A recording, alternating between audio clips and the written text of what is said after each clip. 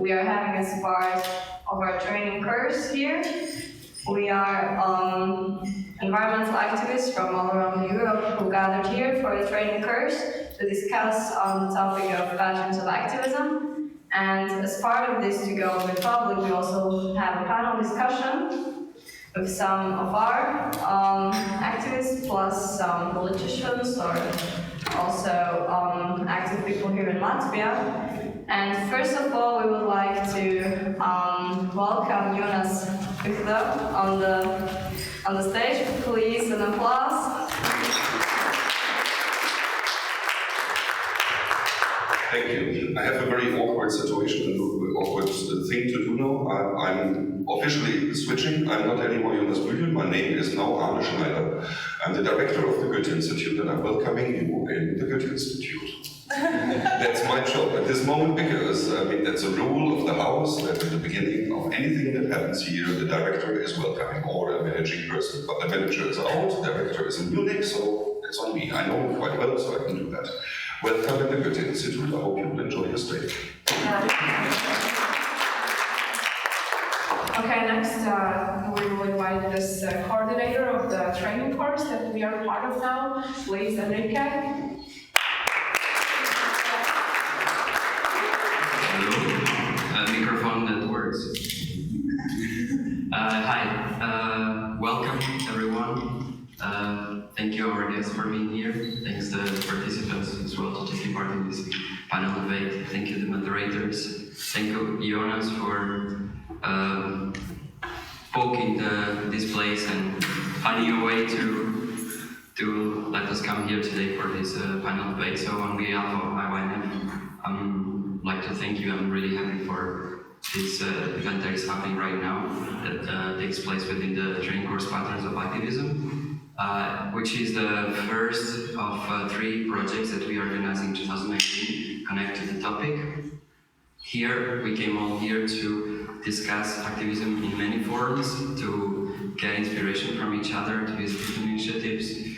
And at the end of this event, I hope that we will leave with the spark, with the ideas for what we will do next. The second activity, we would like to then develop those concrete projects together. There will be a phase then for implementing the projects on the local realities, and then at the end of the year we'll come together again to to learn from our failures and from our successes, and then we'll see how to create a sustainable strategy for what we do with this project. And the reason for including a panel debate in this program also comes because in many of the countries that are also represented here in this training, actually there are at least 20 countries represented. So young people don't have so much opportunity to take part in decision making, to be able to get into a participatory space, let's say. And with this format, we also want to give opportunity to people to talk with the local actors, people that are involved in politics, as a method, as a new example for within the non-formal educational methods that we also use. And we hope that this will also give you some inspiration that you can maybe your local realities to also poke your politician decision makers and okay, listen to me, let's organize more events like this, let's listen to each other. So thank you and I hope you will enjoy. Thank you. Yes, so now we both moderators of this discussion. We will also briefly introduce ourselves. My name is Elena. I am coming from Riga, but at this moment, I don't live here. I live abroad. And very briefly, my background, more academic than professional for now, is a mixture of urban planning and more technical direction, that is surveying and land management. And as for the volunteering experience, I have been and still am part of youth organizations such as the Erasmus Student Network and ISEC, and that basically deal with facilitating the possibility for young people to go abroad, to do exchanges, to get international experience. And by this, We hope to provide the possibility for these people to have a broader outlook on the world, and by that, for the society in the future to increase the tolerance and to decrease the fear of unknown. Besides that, I'm also a supporter of a local organization called Pulsar Slovakia that they promote a green infrastructure and city friendly for people. So yeah, that's very brief about me. And Christina will continue. So as Lena said, I'm Christina. It's a pleasure for me to be here and moderate this event. I come originally from Slovakia, from Bratislava, but right now I'm living and studying in Vienna on the University of Life Sciences, Environmental Management.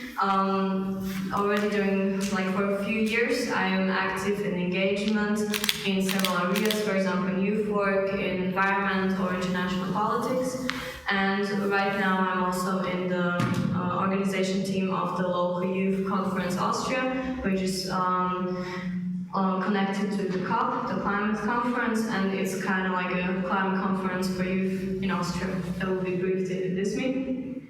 And now let's get to the business and start with the panel discussion. Yes, enough about us. Let's divert the attention to the beautiful people here on the stage. First, there is Alia Turleja. She is the founder and head of Riga's Apkaimju Alliance, which is, sort of like the alliance of several districts in Riga, trying to translate it somehow. Yes, and she also has more or less the business-related background. Yes. And then we have here Femke Lutens. She comes originally from Belgium. She's also very active when it comes to environment, also currently at Nature France, and she has been also traveling a lot, gathering a lot of experiences for different projects in different countries. Yes. Okay, next is Mick Stelvinch. He is a member of a political party, ATTISTI, and he's also a member of Latvian Parliament. No, he's not. That's our mistake. Okay, I'm apologizing. You will expand on this later. Next. So next we have Philipp Schäfer. He's from Germany, and he's part of the Nature Friends in Germany and very active also locally, but also as a general in Nature Friends. And last but not least, Edmund Statoridis. Yes. He's a member of another political party called Progressive. And as we know, he also has a deep interest and kind of background in the green activism, and he will also expand on that later.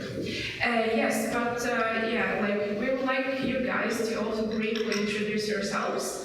And also for the members representing political party, just maybe very, very briefly inform us about your views, your direction, and So we can start with that side. Just pass the microphone. Also for you who are not actively active in politics, but maybe to tell people what are your plans for the future, where are your focuses on? Hello everyone. Did you hear me? Yes. So my name is Ali Turleja. I'm Riga, I live here, and as correct your moderator said, I created with my think tank, let's say, finally created the umbrella organization for Riga neighborhood organizations. So basically, I'm also representing one specific neighborhood in Riga. I think you will go there in a few days. And my work with neighborhoods or within this urban thing, I call it a thing because it's I don't have neither planning or architectural planning degree. Started because I was very eager to know more about how my life would improve if I be more active in one specific neighborhood. Because I live there, my business is there, and I wanted to reach out to understand what could be done to make life better for everyone. Not specifically me, but like, of course also me. I'm a bit selfish, but and this is how it started. I didn't have any training before. I wish I could have this kind of activism training before in my life, maybe to structurize my work. I was more the person who jumped into the field just like without having a clear idea where I want to lead my little organization. But then all kind of issues happened and needed just to learn from the start. In one way, I still lack something sometimes, how to deal with situations, but on the other side, I experienced a lot of things through doing. So I don't like theoretical work. I like to hear it, but I don't specifically never practice it, but I'm more like hands-on approach, straight on deal with the tactical things, with community management.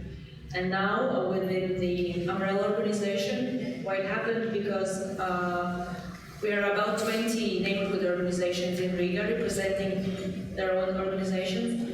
And for many years we understood that our patterns, our way of dealing with the city representatives are the same. And yes, we have been asked to join parties 2 years ago, now still asking. And I'm still a bit like, I'm feeling very comfortable to be neutral, because then I can deal with everyone. I can be myself.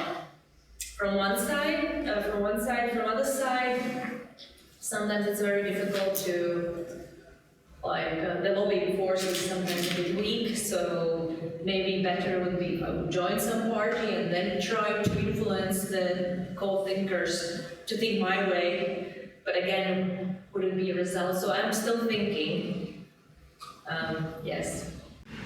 Good morning, everyone. Thank you very much, Jonas, for inviting me to this discussion, and thank you guys very much for bringing a project of such high importance to Riga. I think we can all applaud to ourselves, and thank you guys very much for coming to Riga.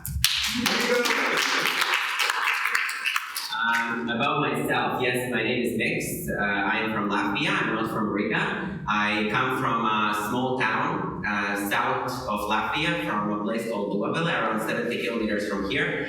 Now for the past 2 years I'm back in Latvia, but before I came back for 13 years I lived abroad. I lived in India, I lived in Uganda and Tanzania for a while. I also lived in London where I did my studies. And what I've been doing for the past 13, 14 years now is using a lot of European Commission funded programs to build social change ecosystems and social partnerships between European Union organizations and European Union public institutions globally with African Union and with the Republic of India. And what we do is that we find innovative organizations and individuals who have identified a very specific, very concrete problem in their communities, and we help them to basically create nurturing ecosystems for them to be able to build social businesses and impacting thousands and hundreds and millions, in some cases, community members wherever they are from. And a lot of these enterprises that are built through the ecosystems that my organization has built, a lot of them focuses on environment protection, on reduction of inequality, on gender inequality, and quality education, elimination of poverty, a lot of different topics. In regard to the political party I represent, for the past 2 years I am a member of Kusti Bapar, and Kusti Bapar is one of the political parties that make the alliance of Atisti Bapar. Atisti Bapar, as of now, is the only, I would say, liberal, pro-European political alliance that is now represented in the current parliament of the Republic of Latvia. It's also one of the parties that is in the government of the Republic of Latvia. I was also running for the parliament elections in October from Zemgale region where I am from, and I missed around 47, 48 votes to be elected, but I am in the Parliament of Latvia. I work in the parliamentary group of my political party with the members of parliament who are elected, and now in regard to the European Parliament elections, I'm also running for the European Parliament elections. And also, what would be quite interesting for this project is that my political alliance is now responsible for the environment protection in the Republic of Latvia. The Minister of Environment Protection and Regional Affairs is a representative from our alliance. So thank you very much, guys, for inviting me, and it's my pleasure to be here. Thank you. So my name is Femke. Most of you know me, of course. I'm originally from Belgium, but I've also lived in many countries. I lived in the Netherlands, then in Costa Rica, and now I live in Czech Republic. But most of all, I feel more part of an environmental culture than of the country that I lived in. And so my passion is as well to connect like different people from different countries, youth organizations working on sustainability, peace, justice. So I was involved in the past in Student Sustainability Network in the Netherlands and Belgium, and then Earth Charter International, which is an international network striving for these values. And then currently I'm doing a volunteer year, European Voluntary Service at Youth and Environment Europe, which is also a network of environmental youth organizations. So there's some pattern there. And in my free time, apart from that, I have the hobby of being a climate activist, so also in different countries, in Belgium, Netherlands, and now in a climate collective in Czech Republic. So, yeah, I think I will speak from these two perspectives, maybe professional and activist climate justice experience. So, that's it. Good morning, everyone. My name is Edmunds. I was really trying very hard to bring the whole story of myself and progressives in a few short sentences, and I think the best way to do that is when I was in high school, I kind of already understood that the most important issues of our world are not going to be about, I don't know, making some new enterprises or something like that. It's about solving the environmental issues, it's about solving inequality, and that's why I studied environmental science. That's why I work in environmental education. I work with 200 schools, which I can kind of influence, and I've always tried to support any kind of initiative in Latvia that goes to these directions, to solve climate change, actually solve the biodiversity crisis, solve the plastics crisis, and there's quite a long list of kind of small initiatives I supported also, like Zero Waste Latvia and others. And how did I come to Progressives? Basically, Progressives are also a new party. We were founded 2 years ago, and there have been a movement connected to Progressives existing for some 8 years already. And basically, these are the kind of people who see that Latvia is one of the most unequal societies in Europe. These are the kind of people who see that although we like to present ourselves as green, we are doing very little in environmental protection, and we're basically, keeping our climate policy, as minimal as possible, because we already have the hydroelectric dams, and it's kind of enough to go to 100% somehow. And there's also a lot of issues that don't actually get mentioned, because first of all, the politicians have no knowledge about them, and second of all, even if they had, there's a powerful lobby groups that are not at all interested, like farmers and others, who wouldn't be interested in the kind of policies that reduce, for example, the pesticide use and other kind of things. So these are the kind of people who came together and decided we want to found political party Progressives. That's why we stand both in the group of Greens in Europe, so we represent the green policies, and we also work with the Social Democrats, and basically this kind of decision when and if people are going to get elected to the European Parliament, and we'll basically decide on that point if we are joining the Greens group or Social Democrats, because there's a lot of common and people who are working on both of those issues. And one of the main things that we kind of understood from the start, that one of the main problems that are keeping the kind of, common interests away from the parliament is the very large impact of money in the political system, especially in Latvia, but of course you can find examples in other countries.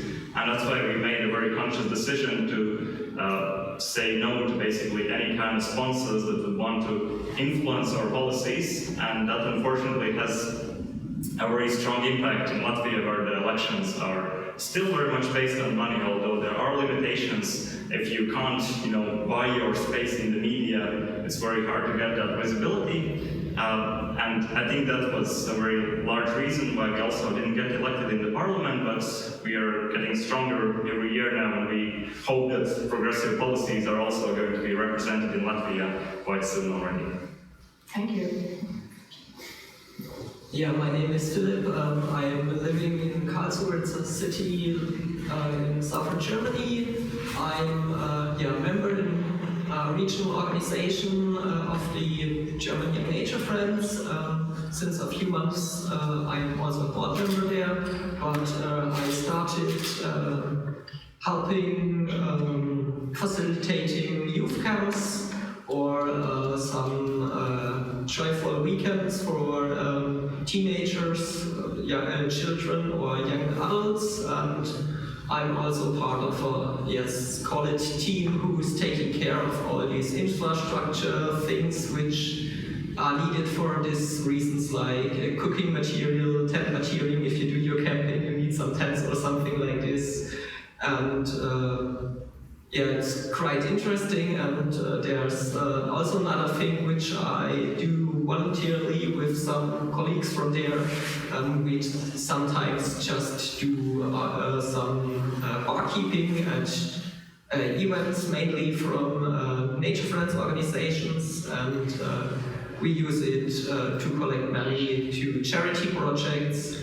And in my private life, I'm also taking part in demonstrations or actions somewhere when it's just related to some green or red, if you would use the political colors topics. So right now we will already dive into our first discussion topic, start our debate. And as the topic and the title of this panel discussion stated, it's also about the EU and the upcoming EU elections. And the first topic would be about the gap between European citizens and the decision makers in the EU. Because as we see nowadays, this gap is quite recognizable. EU citizens don't feel enough represented by the EU decision makers, or they just simply don't feel the connection to the EU decision makers. That's why also not that many are maybe taking part in elections. That's why also the national thinking among the countries is spreading, looking for more national identity than like a European identity. And what would interest me is your opinion on that, a statement, maybe to see why you think that this is happening, maybe what can be done, or simply a statement on this issue that we're facing. Who would like to answer first? You can just pass the microphone. Yeah, okay, so to give our perspective, I think the European project hasn't quite delivered on some of the things it promised, and this is reflected on the loss of trust of those people. There has been this kind of promise that besides the economic union, there's also going to be a stronger protection of environment, of social rights of the people. But if we have that much kind of emphasis on the monetary union, on the euro system, or just keeping the euro stable, not thinking about the issues about unemployment, which, for example, the euro system is causing in several countries, if we have the kind of trade negotiations, as was the case with TTIP, where you don't actually get an equal representation of environmental rights, that obviously alienates the people who care about environment. But if you think about like the largest, kind of interest group, then I would say that European Union should definitely do more to protect the social rights, to basically work more for the kind of policies that bring full employment in all of the countries, and basically give more investments to the kind of also the climate policies that basically put down the unemployment and basically use the European Investment Bank and other kind of institutions that are already there for, basically for more equality, for reduction of poverty and other of those things. So basically I think one of the reasons for this discontent with the European Union is that several people see it as a lot of kind of emphasis on, keeping the banks stable, kind of keeping the euro stable, the financial system and all of that, but they don't see that like European Union institutions really care about them specifically, the kind of issues they are most concerned about. Okay, would somebody like to react? Yes, I can fully agree with the statement. Also campaigning all across Latvia and meeting very diverse range of people all across the Latvia of what we see every day, that Latvian people, and I believe it's also very similar in other countries outside of Latvia, is that the Latvian people don't really understand what European Union does and what are the specific priorities or what are the specific tasks of the European Commission, of the European Parliament. That is one of the biggest, I think, the struggles and obstacles of why people in general somehow disbelieve in the whole European Union as a concept. One more thing that I would like to add to what Edmund said, that we should not consider European Union as a project. For us, as project managers who work in the field of youth, we understand that project signifies basically that there is a beginning and there is an end, and European project should not have an ending, so we shouldn't call it a project, we should call it a concept or a union. And also one more thing that we should understand is that for the past years, the European Commission has very much focused on building European Union as an economic and as a political bloc. But we should understand that it's also extremely important to address these social issues and bring European Union more into this social space. And European Union is not just a protector of economic and political policies, but it's also a protector of these fundamental values that European Union stands for. Within the European Union and also globally, in African Union, in India, for example, is free mobility, democracy, equal rights, the rule of law, and things like that. And also, one more thing that I've seen in the past couple of years is that the MEPs that have been elected, for example, from Latvia, they fail to somehow deliver the information of benefits or of the programs that European Parliament votes for or the European Commission passes on. For example, we don't see that, for example, a couple of years ago when Latvia did the presidency of the European Union, people don't consider that, for example, free roaming whenever you travel now abroad within the European Union. That is some sort of a decision that was made here in Latvia as part of the European Union presidency. That is one of the benefits that we all see today. Another thing is free mobility. That's another benefit that we have somehow forgotten and we are already taking for granted. And I think that our MEPs that represent our country should become more of European Commission program and European Parliament supported initiative ambassadors, and have a very interactive dialogue at all times with the society, explaining the different initiatives, explaining the different programs, the benefits that the European Parliament has passed. I think that is the major thing that I think young generation of politicians that are energetic, active, are now getting into the European Parliament to do. Yeah, I like to add something like sometimes, at least I know in Germany, it is like this, that some people from the parties just blame the EU for doing some things which isn't caused by them, and they just say the European Union is the bad guy, and it's not true because they were actually sitting there during the debate and maybe even supported these new laws or thing there, and yeah, so maybe sometimes the political parties are just deconstruction European Union in local politics.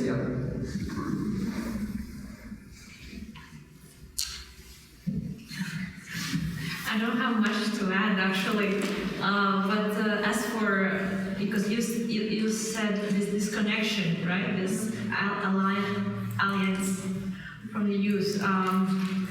I remember the day we entered in European Union. I was quite young then, and it was like I still keep the article paper still in my storage, like 2004, 1st of May or something, 4th of May. And I still have a T-shirt. We are in the EU. I remember I was singing in the choirs on the stage here. They blocked the street and did a massive event. And I just remember this feeling that when I was like, and the whole debate about the European Union, it was so like not interesting. like I didn't understand what I'm doing on that stage, you know. I just threw this T-shirt only this year out, like. But it just, what I want to say is like, and I still and I can agree that it's all about this monetary, all that. I also feel that, and less about the people and how the people feel. And actually, we inside the country, inside the communities, can define or can do what is people, and we kind of.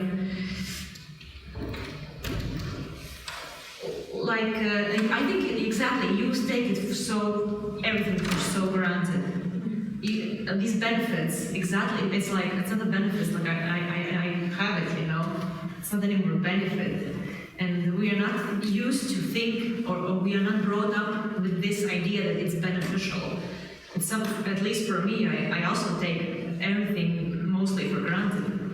Sorry to say, but it is like that. And I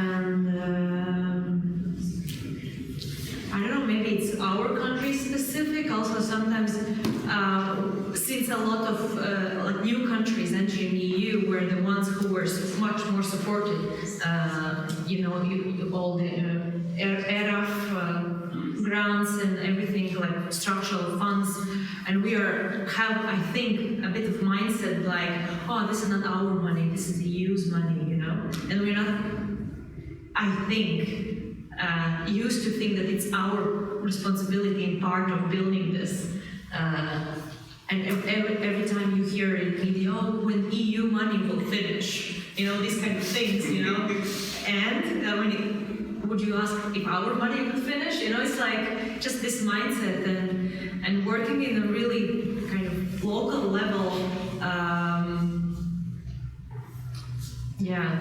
I completely agree. It's so either it's taken for granted so much, or either something is not explained well, or maybe I don't understand. This is how I feel. Yes.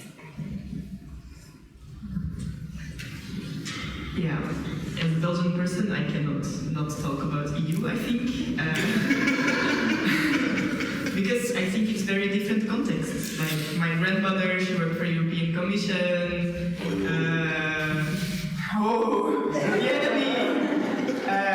So she was just a secretary, so nothing fancy.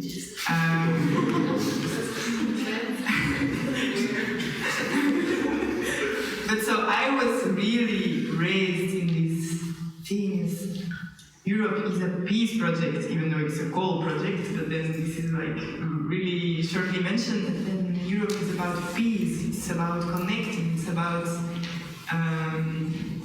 there is no Eurosceptical party in Belgium. We don't, or maybe we have small ones, but no relevant ones, or none that are in power. And I think it also shows how important it is to see, like, it's something so abstract, this network that is above. And I also feel myself, like, if I go vote, of course I vote for European elections, but it's more difficult to vote for them than for my municipality or for the national federal elections. I do think there are a lot of issues with how it's functioning. well. But I do believe in the potential power of indeed having more social rights, environmental rights, especially all these issues that are trans-boundary, refugees, environment, climate. I personally really hope that the EU will take on more leadership in climate policies, for example, which until now they didn't do, even though they are presenting themselves as climate leaders. High ambition, but the reality shows that they're not. It's like Latin American countries, it's Morocco, it's way less developed countries that show more leadership in this. And I hope we can show this bold face more in the future, also on other topics. So, yeah. Okay, thank you. Do you have any comments regarding this? Someone else? You have? Okay. Well, just to quickly add, I kind of mentioned the problem before, why this disconnection exists. And I think what you just mentioned is like a kind of part of solution to find the kind of issues that are perfect for a European level. And climate change is a perfect example because, you know, when a country like Latvia tries to, stand against the special interest groups like gas or oil companies, there's a lot of, lobbying power, and I think like Latvia is one of the countries that is lobbying quite hard for the fossil fuels, although we don't actually extract any, because there's such a large, impact of that money. And I think it's also similar even in larger states. It's very difficult for separate states to kind of, stand against the fossil fuel interests, because there are some reasons, like large companies who are requiring lots of energy, they would have higher costs and so on. So it's like a perfect example. If we reach this agreement for solving climate change in European level, we kind of provide the investment from the European Investment Bank that is sufficient to make the energy transition like a huge jump ahead of us, then this is a kind of movement that can regain the trust of European institutions, where you actually see that just because we have a European Union, as we achieved the peace in Europe previously, we can actually solve climate change because the European Union exists and because we have this chance to, democratically stand against the special interest groups, which are obviously a huge obstacle in any kind of sustainability issues, climate change and also biodiversity loss and also. Yes. Yeah, I would actually add something. I also see the problem about those big companies, like they can be like big in a nation, or even those transnational really big companies, and they do a lot of lobbying, and I guess this is most of the time against the interests of the people, and it just slows down political processes, and I also miss transparency, at least I know from German government, but I guess it could be also be in the field of the European Union or some other countries. Yeah. Okay, thank you. Now, a brief follow-up question before we move further to the second round. So, of course, uniting so many nations is a big challenge, and it's no wonder that EU is experiencing problems. But a question, how you mentioned about the gap and about the fact that EU policies are not really well communicated to the local level. So what, in your perspective, would be the ways to clearly communicate this to different age groups who also have different mindsets within one country, for example, and to actually encourage them to be interested and go and vote for the elections? Do you have any comments regarding this?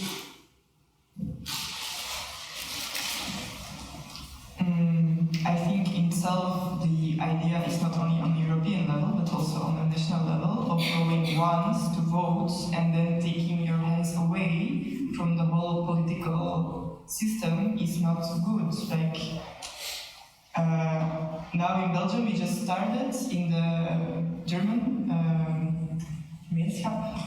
We have a lot, it's kind of district, we have a lot of levels of governance, but one governance level is the language. And so in the German one, they just started with new projects in addition to the representative democracy, where they are forming citizen juries. And it's not a consultation process like is often done, but it's really these citizens, they are making policies. And they are supported by experts, they are supported by real politicians, but they are the ones that are in this moment the decision makers. And I think we really need to also implement it on a European level, on a national wide, on local level. It's very relevant, and this would also help to make more people go vote and to get more involved, to understand the policies, especially on issues like climate change and other, or the refugee crisis. I don't know how to call it politically correctly. Require input from the people. Yeah. Yes, as I already previously mentioned, I think what is very important is to take and to demand action from specific members of European Parliament that we as citizens elect in each one of our countries.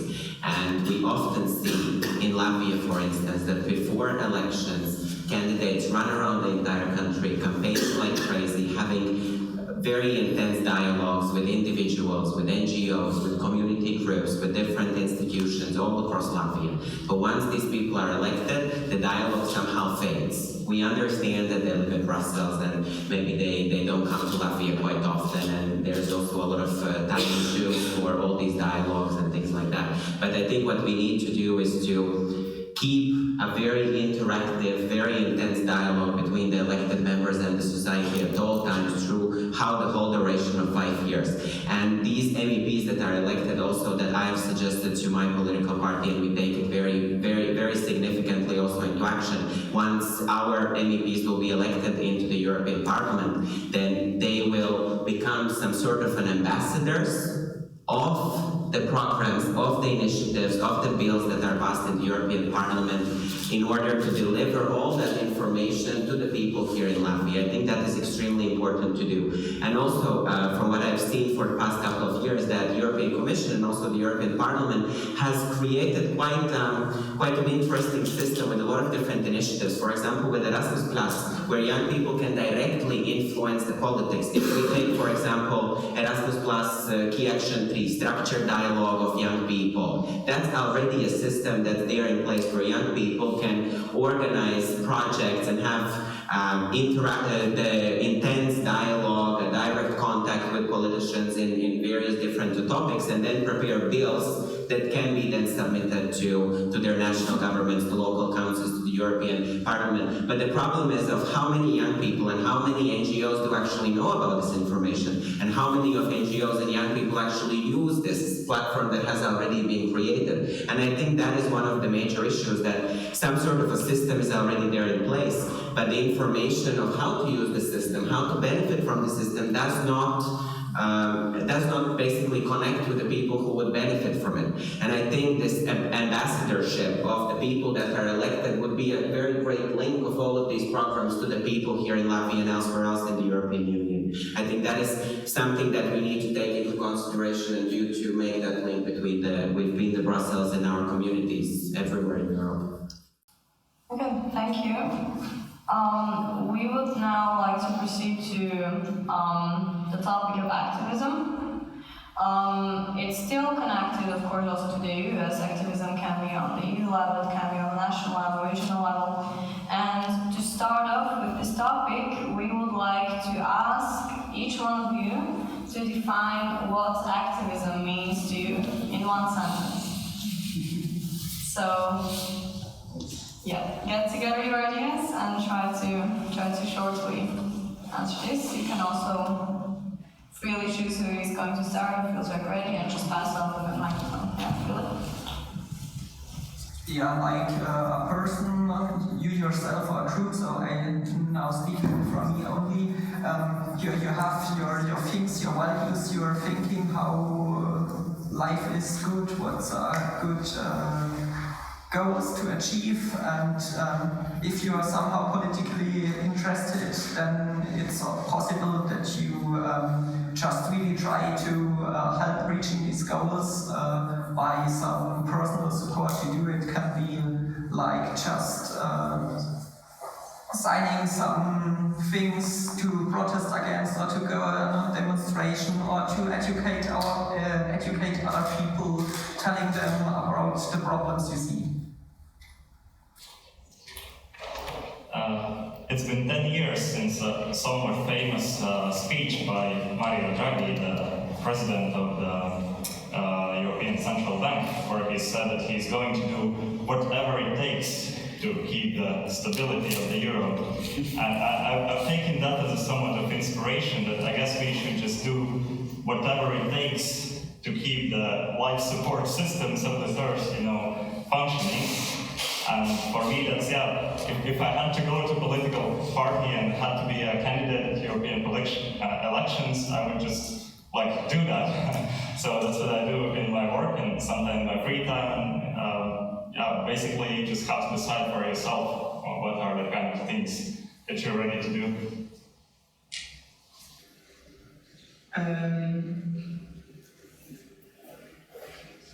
Thinking which sentence to use, I would say acting towards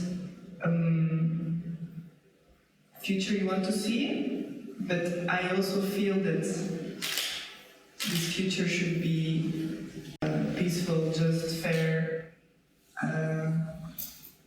world. Yeah. Thank you. We actually managed to keep it as short as we wanted. Activism. For me, activism starts at a very personal level. I think activism is also extremely personal. I think each one of us can identify one specific problem that we feel extremely passionate about. Find like-minded people who also feel passionate about the same problem, and take ownership of that issue, of the problem that we feel passionate about. And once we take ownership of this issue, we are also able to somehow develop solutions or connect with people who can develop solutions, and then just solve it. Instead of creating this expectation culture that, oh, I found the problem and now I'll wait for somebody else to solve it. But I think activism is that. Find a problem that really bothers you, take ownership of the problem, find people who think the same as you, and just solve it. It's not. And for me, activism has been much about learning and changing. And also putting the public interests above my own interests. Yes, somehow I would define that. Not being too selfish and think about others more than yourself, and then acting upon it. Thank you. Yeah, okay. And to dive deeper in this topic, decision makers in power and activists. So we can say these are two groups. And do you, from your experience, how is the collaboration between them? Is it even possible?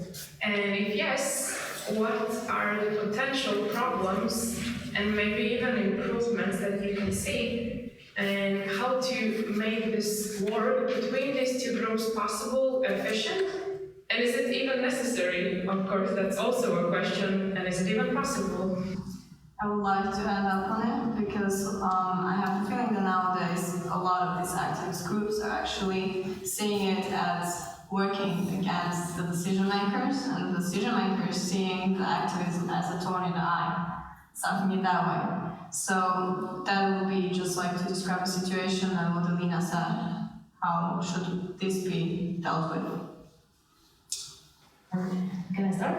Yeah. I think I can talk about this topic for hours. This whole relationship between activism and kind of representative democracy or people up there. I have been thinking a lot, like, what is this secret ingredient so we cannot be always in this opposition situations. But I also believe that sometimes this opposition is sometimes really needed just to shake a bit the ground, because if we are always like collaborating and then you don't understand who is what, and sometimes activists just show the problem, but not necessarily they need to take, like, if you show the problem, sometimes you just need to do this. What activists sometimes do, they show the problem and they try to teach or impose how the things should be done, and then they burn out, and then they say, what should we do? They're paid to do this, and what we need to do. And I have been maneuvering between this, always trying to find the balance between just to point out the idea or shout on something, or actually already give suggestions. But as soon as I give suggestions, I feel like it's too much. Like, I don't have any more time for this shouting phase, right? And if it's even possible, this collaboration, I think, yes, I think everybody needs to do their job. Activists should point out, yes, they can create systems, influence, lobby, but they should not take over the, governance. Otherwise, like, why would we elect someone? Because we elect and we trust that these people would take public's opinion and make it work in the best way. This is very naive, but this is how I feel. And I have a lot of experience in them when I see exactly how it should be done. But as soon as I start to, teach, I receive very kind of, like, oh, wait, girl, like, we are there, we know how to do things, but at the same time, I know that, well, I'm generally kind of, I exaggerate a bit, it's not like that specifically, but still, I sometimes feel that if I haven't been there, exactly in that discussion, nothing would happen at all.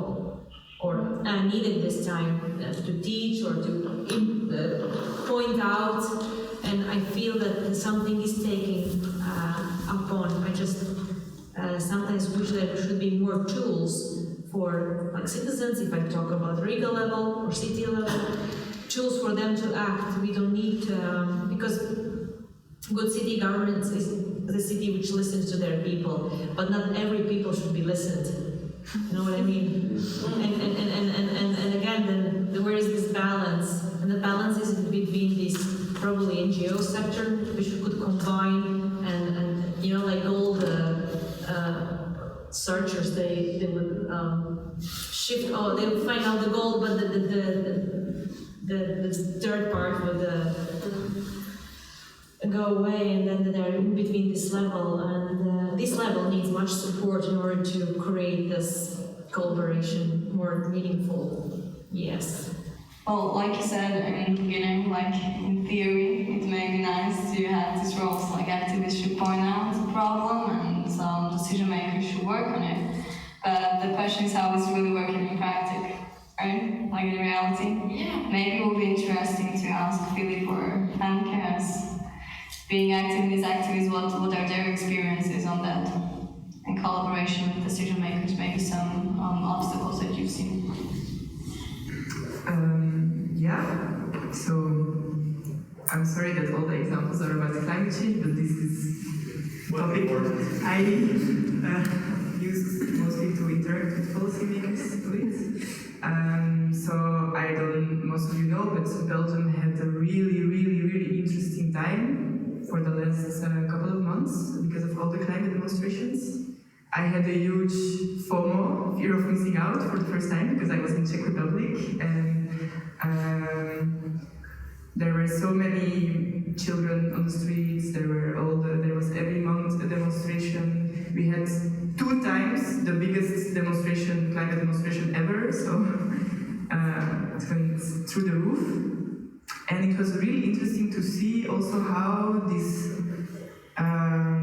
pressure was influencing our politics, because for once it became clear that all the climate actions from before that were done before were really insufficient.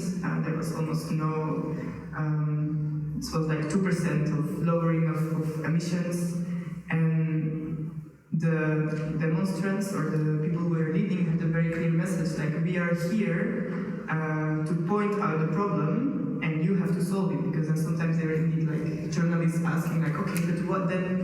What do you think about nuclear power plants or about this? And they're like, no, like, this is not our thing. We just want the government to have an expert panel, and they have to figure it out. But the emissions should go lower, and we need urgently to take climate action. And I think in this case there was no room for collaboration, and it was also not needed. And now almost all our parties have climate in their party, I never know the English words, manifests. And we will have elections in May, so I'm very curious what will happen, but climate is on the agenda, so it was a huge success of non-collaboration. I would also like to ask to maybe keep it a bit short and, use the art of expressing yourself in a few sentences. A few months ago, I was just sitting together with a group watching an old documentary from the 18th related to environmental topics, and I was just sitting there and thinking, oh, it's just not being solved, it's not a small thing better, and things really need to change, and they need to change soon. And if we come back to these activists and more political people, how they could cooperate, I really enjoy if some politicians visit demonstrations or some other actions on the street, observing the whole situation, because it can also be sometimes be mad when you just want to go to a legal demonstration and police tries to avoid you getting there. Okay, thank you. And I also would like to ask the perspective of people who are in politics regarding this topic. And actually, as it was mentioned already, the trust is an issue, that there should be trust from the activist point of view, that they point to the issues and they should trust the decision makers to do something about it. But what if the activists lack the trust, and how to deal with this? Could you please, also briefly, of course, but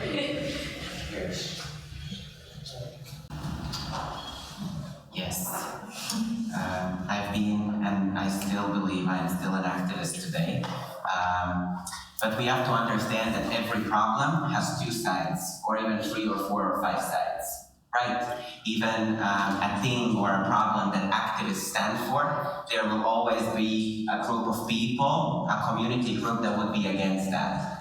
For instance, a few months ago or even now, there is quite a large discussion in southern Latvia that the municipality collaborate renewable energy for the country and specifically for the region, which in long term is quite good, right? But there are a lot of community members, a few thousand community members from that specific region who say no.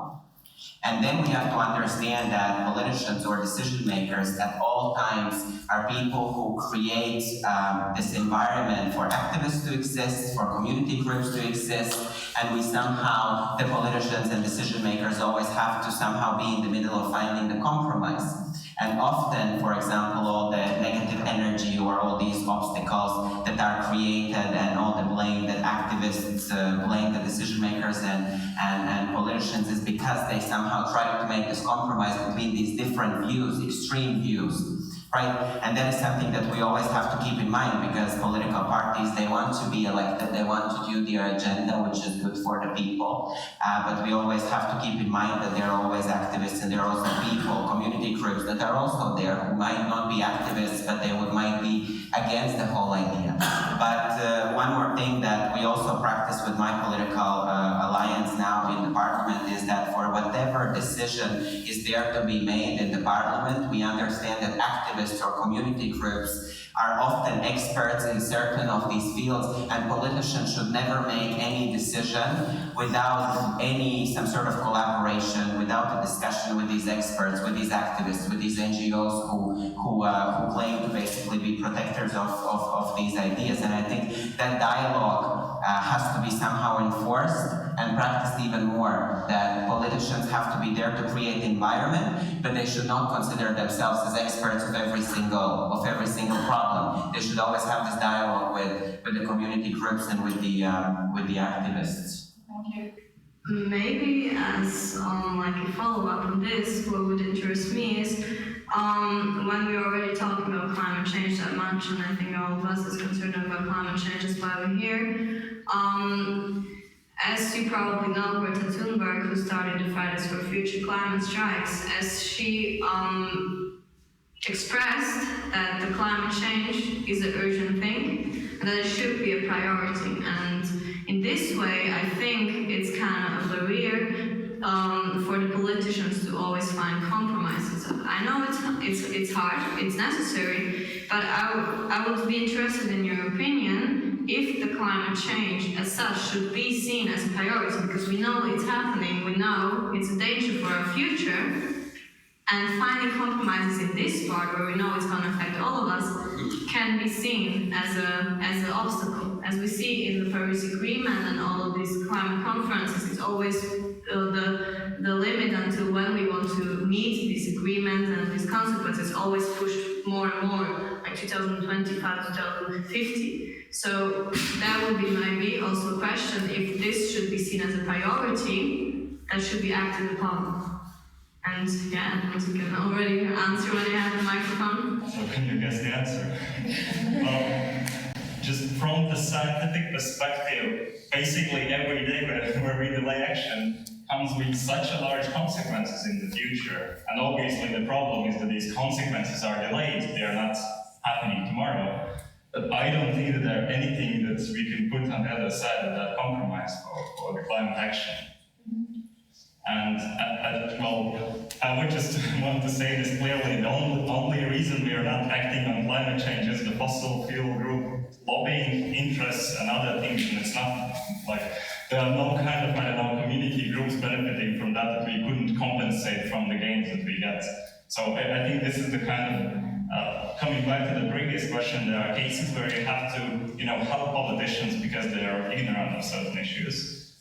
But there also should be cases where you have to have threats for them. If they don't follow your course of action, then you're basically gonna kick them out of office, right? I think the Fridays for Future is a good example of that. We've had 30 years of the kind of negotiations with the politicians, and I think based on that, on climate change, you shouldn't trust politicians at all. Because of the amount of money involved, you're gonna lose their trust quite soon. You have to control them, and you have to keep them accountable with protests, strikes, and threats to keep them out of office. So, answering your question, I don't think there's any larger priority than climate change.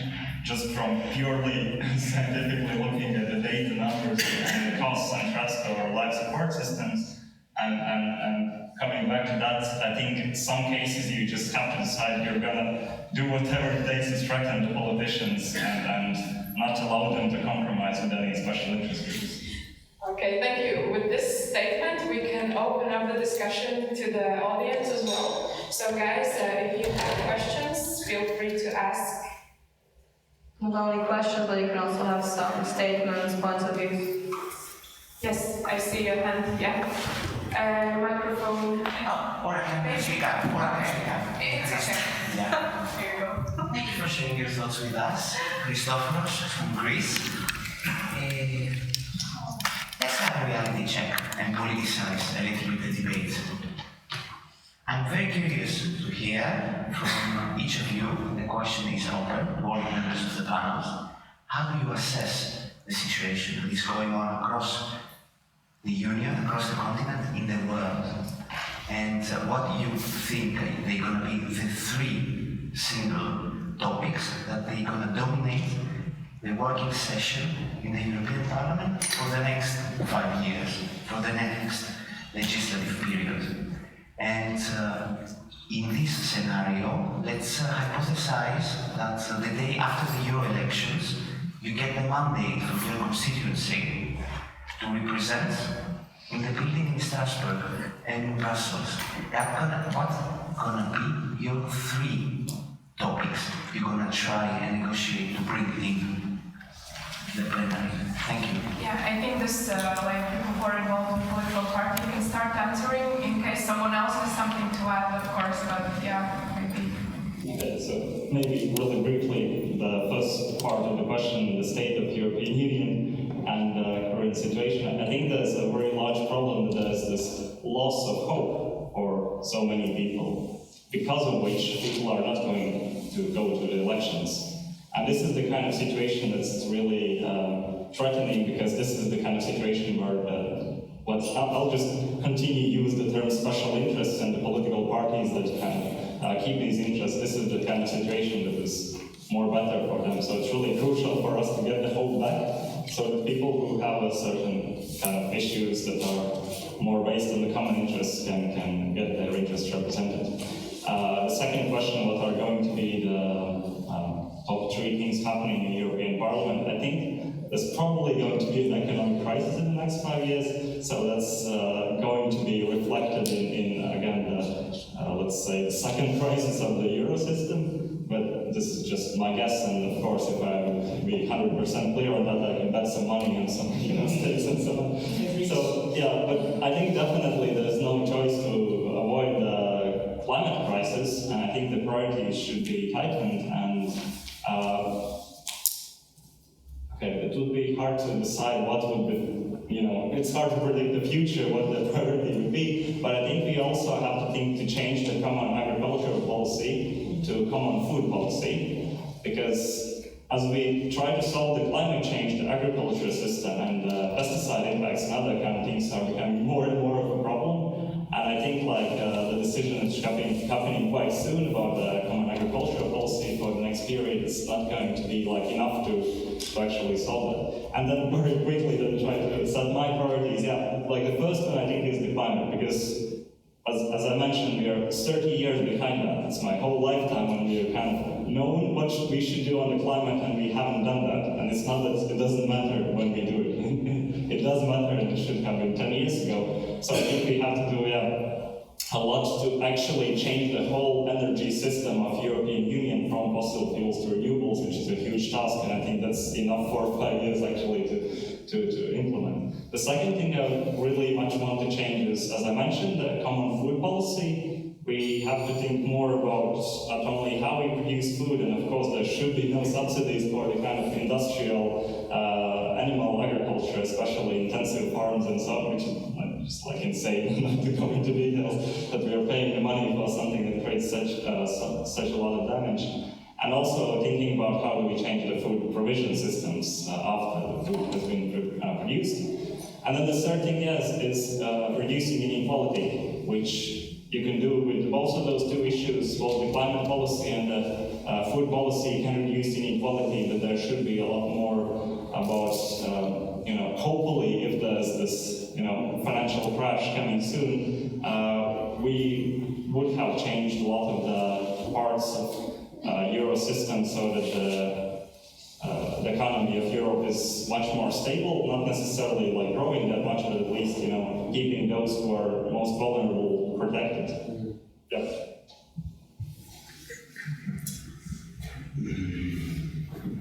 Yes, for me, I think also, as Edmund said, to restore the belief to the whole European Union as a concept. I think that is one of the major struggles and one of the major obstacles that people all across the European Union, especially here also in Latvia and rural Latvia, somehow don't believe in the whole concept of Europe European Union anymore. That is one major issue. Another major issue is that now what we have already started doing in Latvia and they have already started doing in Italy and in Cyprus and in Greece as well, is that our current education systems all across the European Union no longer prepare the young people for the labor market in the future. If we look at the education system that we have now across the European Union, they prepare young people for being the job seekers instead of job creators. And if we, for example, compare then 5-10 years ago, when we were in schools, for example, we never believed or we never even imagined that one of the highest paid jobs in the European Union in the next 5-10 years will be, for example, software developers or application developers and things like that. And for the job market, for the labor market in the future, our current education system does not prepare the young people anymore. We should stop asking the question to young people, what do you want to do when you grow up? Who do you want to be when you grow up? Instead of asking the question, what problem do you want to solve? Like that, so I think the education system will be one of the major priorities. Also, Erasmus program is now planning to doubling its finance and restructuring the whole thing of preparing young people for the future labor market. I think that's the second major thing that should be somehow solved in the next European Parliament. And the third is still increasing inequality. It's quite maybe unpopular, but if we look at the European Union now, then in the next 10-15 years, the majority of the population will be senior citizens above the age of 50. And we have a lot of European Union programs for young people in regard to education, inequality between young people and things like that. But we actually forget about the senior citizens who will be the majority of the European Union in the next 10-15 years. So this is one major thing that now I know that as part of the Education Audiovisual Executive Agency, who also take care of the Erasmus program, they are planning on introducing the Silver Economy Fund, or some sort of Erasmus similar program for the senior citizens. Maybe not with so much of mobility, but also with. But we will see. But I think that's another major problem that we have to look at of how we basically eliminate this massive inequality between the senior citizens from east of Europe to west of Europe, and how we basically involve them more in decision making and in building a community, because they'll be a large part of our future society. And another thing, of course, renewable energy. If we discuss in part of the climate change